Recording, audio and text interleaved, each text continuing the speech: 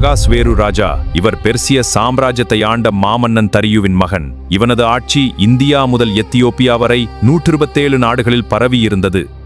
அகாஸ்வேரு ராஜா கொடுத்த 180 நாள் விருந்துக்கு பின் அரண்மனையில் இருந்த சாதாரண ஊழியர்கள் முதல் பெரியவர்கள் வரை அனைவருக்கும் 7 நாட்கள் விருந்து அளிக்கப்பட்டது. 7ஆம் நாளிலே ராஜா திராட்சரசத்தினால் களிப்பாயிருக்கும் போது வஸ்தியின் சௌந்தரியத்தை ஜனங்களுக்கும் பிரபுக்களுக்கும் காட்ட அவளை ராஜகிரீடத்துடன் அழைக்க கட்டளையிட்டார். பண்டைய பெர்சிய மொழியில் வஸ்தி என்றால் அழகானவள் என்று அர்த்தம். ராணி வஸ்தி பெர்சிய பெண் அல்ல, அவள் பாபிலோனிய ராஜாவான பெல்ஷாத்சாரின் மகள். வஸ்தி அரசனுக்கு கீழ்ப்படிய மறுத்ததற்கான காரணம் வெறும் பிடிவாதம் அல்ல, அது அவளது பாபிலோனிய ராஜவம்சத்தின் பெருமை. அகாஸ்வேரு தன்னை விட அந்தஸ்தில் குறைந்தவன் என்று எண்ணினாள். அகாஸ்வேருவால் தன் சொந்த மனைவியை கட்டுப்படுத்த முடியவில்லை.